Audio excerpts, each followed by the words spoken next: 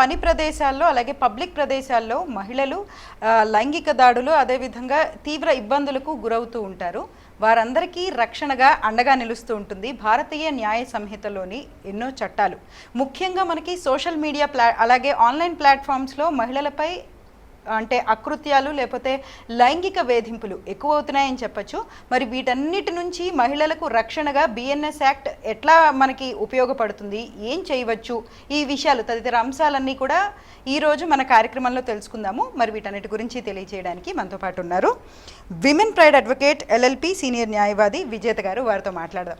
నమస్కారం మేడం. నమస్తే మేడం. అసలు ఈ బిఎన్ఎస్ యాక్ట్ అంటే ఏంటి, అందులో ఉన్న చట్టాలు మహిళలు ఏ విధంగా ఉపయోగించుకోవచ్చు? అసలు అంటే భారతీయ న్యాయ సంహిత 2023లో మనకి చట్టం రావడం జరిగింది. అంటే భారతీయ శిక్షా స్మృతి ఏదైతే ఐపీసీ ఉందో దాన్ని రీప్లేస్ చేస్తే ఈరోజు భారతీయ న్యాయ సంహిత బిఎన్ఎస్ అనే చట్టం మనకి అందుబాటులోకి వచ్చింది. అంటే ఇందులో ఈ ఐపీసీలో ఏవైతే సెక్షన్స్ ఉన్నాయో అందులో కొన్ని అనవసరమైనవి తీసేసి అవసరమైనవి మాత్రం పొందుపరచడం వల్ల ఈరోజు కొన్ని సెక్షన్స్ కుదించబడ్డాయి. ఒకప్పుడు మహిళలకు సంబంధించి ఆన్లైన్కి సంబంధించి నేరాలు కానివ్వండి, వెంటబడి వేధించటం, అసభ్యంగా ప్రవర్తించడం, ఇలాంటి సెక్షన్స్ అన్నీ కూడా ఒకప్పుడు ఐపీసీలో 354 ఐపీసీ అంటే 354 అనే సెక్షన్లో చెప్పటం జరిగేది. అదే ఇప్పుడు 77, 78 అండ్ 79 ఏంటంటే ఇప్పుడు 79 అన్నది ఏంటంటే ఒకప్పుడు 509 ఐపీసీ.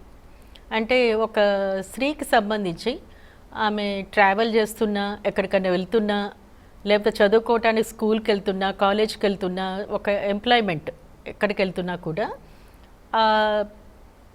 ఆ ప్రదేశాల్లో కానీ ఆమె ట్రావెల్ చేస్తున్న ప్లేస్లో కానీ ఆమెని ఇబ్బంది పెట్టే విధంగా అవతల వాళ్ళ బిహేవియర్ అంటే ద్వంద్వ అర్థాలు వచ్చే విధంగా మాట్లాడటం, సైగలు చేయటం, ఇలాంటివి ఏం చేసినా కూడా ఒకప్పుడు 509 ఐపీసీ కింద అంటే outraging the modest of women అనమాట. దాన్ని ఇప్పుడు 79 ఐపీసీ ఒక స్త్రీని అమర్యాదకరంగా అగౌరవపరిచే విధంగా పదాలు వాడిన, సంజ్ఞలు చేసిన, అలాంటివి ఏం చేసినా కూడా 79 భారతీయ న్యాయ సంహిత ఈరోజు చెప్తూ ఉంది. అలాగే మనం కొన్ని మీటింగ్స్కి వెళ్ళినప్పుడు, ఎక్కడెక్కడ కొన్ని ఫంక్షన్స్కి వెళ్ళినప్పుడు మనకు తెలియని వారితో ఫొటోస్ దిగుతూ ఉంటారు. అలాగే కొన్ని విషయాల్లో వాళ్ళు ఒక రకమైన తెలిసి తెలియక మాట్లాడిన, లేదా ఆ సందర్భానికి అప్పుడు ఏది అవసరమో అప్పుడు మాట్లాడి ఉంటారు. ఆ తర్వాత అదే విషయాన్ని ఒక 7-8 సంవత్సరాలు తర్వాత మళ్ళీ అదే వీడియోని ప్రిజర్వ్ చేసి రీటైన్ చేసి మళ్ళీ దాన్ని టెలికాస్ట్ చేశారనుకోండి. ఇదేమో ఇన్ఫర్మేషన్ టెక్నాలజీ 2000లో 67C అంటే 67 అనే ప్రత్యేకమైన సెక్షన్ ఇలా ఇన్ఫర్మేషన్ టెక్నాలజీలో విమెన్కి సంబంధించి ఎలాంటి వీడియోస్ తీసినా కూడా వాళ్ళకి సంబంధించిన విషయాలు డిజిటల్లో పొందుపరిచిన, అందులో వాళ్ళకి సంబంధించి మార్ఫింగ్లు చేసినా కూడా 67 ఐపీసీ 67 ఇన్ఫర్మేషన్ టెక్నాలజీ యాక్ట్. అందులో స్పెషల్గా 67C అనే సెక్షన్ ఏంటంటే ఒక వీడియో కానివ్వండి, ఒక ఇన్ఫర్మేషన్ కానివ్వండి రీటైన్ చేసి ప్రిజర్వ్ చేసి ఆ తర్వాత చాలా కాలం తర్వాత మళ్ళీ దాన్ని సోషల్ మీడియాలో వదలటం, ఇలాంటి వాటికి ఏం చెప్తుందంటే ఇన్ఫర్మేషన్ టెక్నాలజీ యాక్ట్ ప్రకారం 25 lakhs ఫైన్ వేయటం అనేది జరుగుతుంది. అలాగే ఒక మహిళకు సంబంధించి వీడియోస్ తీసిన వాటిని సోషల్ మీడియాలో పోస్ట్ చేసిన, ఫేస్బుక్స్ కానివ్వండి, వాట్సాప్లు కానివ్వండి, ఏదైతే ఈరోజు అందుబాటులో ఉన్నాయో మీడియాకి సంబంధించి యూట్యూబ్ కానివ్వండి, ఏవైనా కానివ్వండి, ఎలాంటి మాధ్యమాల్లో అలాంటివి పోస్ట్ చేసినా కూడా 10 లక్షల ఫైన్ అనేది ఈరోజు భారతీయ న్యాయ సంహిత చెప్తుంది. ఇలాంటి విషయాలకు సంబంధించి అవేర్నెస్ క్రియేట్ చేయటం అనేది ఈరోజు చాలా చాలా అవసరం. ఎందుకంటే ఈ మధ్య నేను 2-3 సీరియల్స్ కూడా చూశాను. దాంట్లో కూడా దీనికి సంబంధించి అంటే ఇప్పుడు 78 ఏంటంటే స్టాకింగ్, ఆన్లైన్ కానివ్వండి, ఆఫ్లైన్ కానివ్వండి, ప్రత్యక్షంగా ఒక మహిళ వెనకాల, ఒక అమ్మాయి వెనకాల పదే ఇష్టం లేకపోయినా వెనకాల పడటం, అదే పనిగా అమ్మాయి ఎక్కడికి వెళ్తుందో అక్కడికి వెంబడించటం, అది ప్రత్యక్షంగా కానివ్వండి, పరోక్షంగా కానివ్వండి. పరోక్షంగా ఎలా అంటే ఆన్లైన్, ఈరోజు అమ్మాయి వాట్సాప్ ఓపెన్ చేసిన, ఈమెయిల్ ఓపెన్ చేసిన, లేకపోతే ఆన్లైన్లో ఆమె పని ఆమె చేసుకుంటున్నా మానిటర్ చేయటం.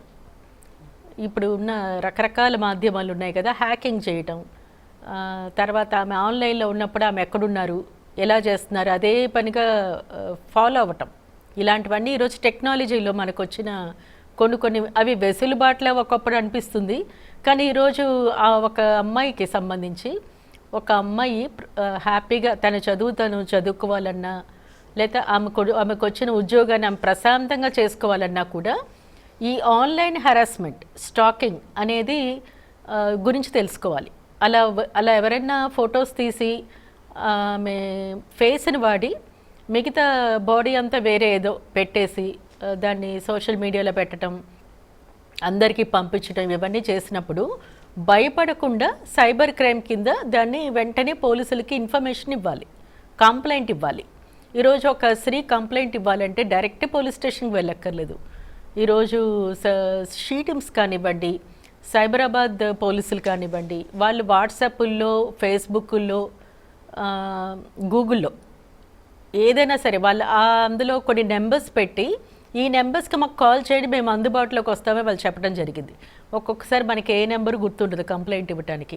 అప్పుడు 100 నెంబర్ గుర్తుపెట్టుకుని దానికి కాల్ చేసినా కూడా వాళ్ళు కన్సర్న్డ్ అఫెన్స్ స్టాపర్ ఏదైతే ఉందో దానికి కనెక్ట్ చేస్తారు. అలా 100 నెంబర్ని వాడటం అనేది అమ్మాయిలు ముఖ్యంగా భయపడకుండా వాడటం నేర్చుకోవాలి.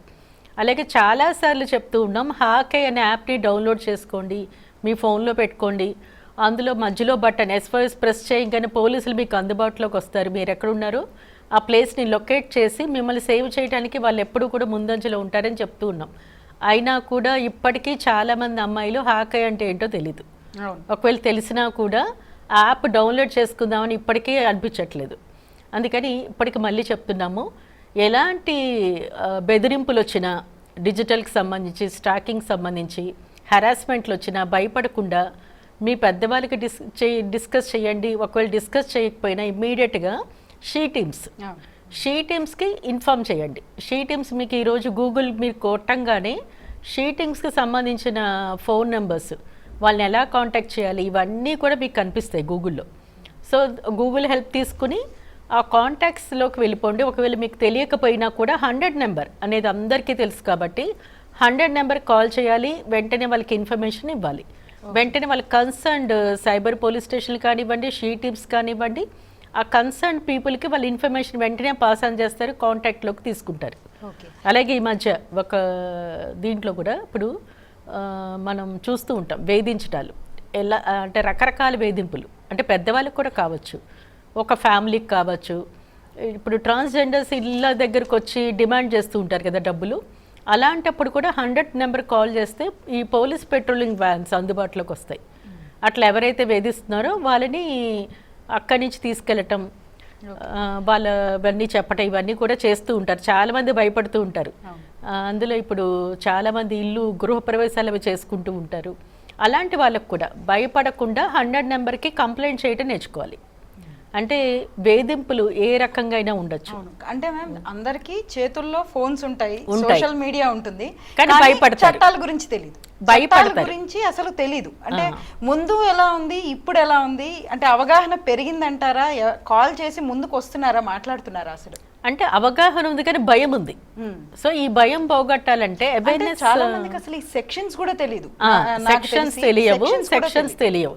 ఎందుకంటే ఇప్పుడు ఐపీసీ రిపీల్ అయిపోయి భారతీయ న్యాయ సంహిత వచ్చిన తర్వాత ఈ 354 ఐపీసీ ఏమైంది అనే విషయం ఇప్పటికీ క్వశ్చన్ మార్కే. ఆ 354 ఐపీసీ ఇప్పుడు 77 ఏంటంటే ఒకప్పుడు 354C ఎవరన్నా ఒకళ్ళని ఫొటోస్ తీసినా, వీడియోస్ తీసినా, తర్వాత ఆమె అభ్యంతరకరమైన పోస్టర్స్లో ఒక చైర్లో కూర్చుని ఉన్నారు ఒక మహిళ. అలా కూర్చున్నప్పుడు ఆ కెమెరాని ఫోకసింగ్ చేయటం, అభ్యంతరకరమైన ప్లేసెస్లో ఫోకస్ చేసి క్యాప్చర్ చేయటం, అలాంటివన్నీ కూడా 77 భారతీయ న్యాయ సంహిత ఈరోజు చెప్తుంది. సో దాంట్లో 3 years పనిష్మెంట్ అన్నారు. అలాగే ఫైన్స్ 10 lakhs వరకు ఫైన్ వేయచ్చు. ఇవన్నీ ఉన్నాయి. కానీ భయం అనమాట. ఎవరైనా ఒక ఫోటో తీసి పెట్టంగానే ఇది ఎవరికైనా చూపిస్తారేమో, మా పరువు మర్యాదకి భంగం వాటిల్తుందేమో, మేము సొసైటీలో తలెత్తుకొని తిరగలేమేమో అనే భయం చాటున ఉన్నారు అమ్మాయిలు.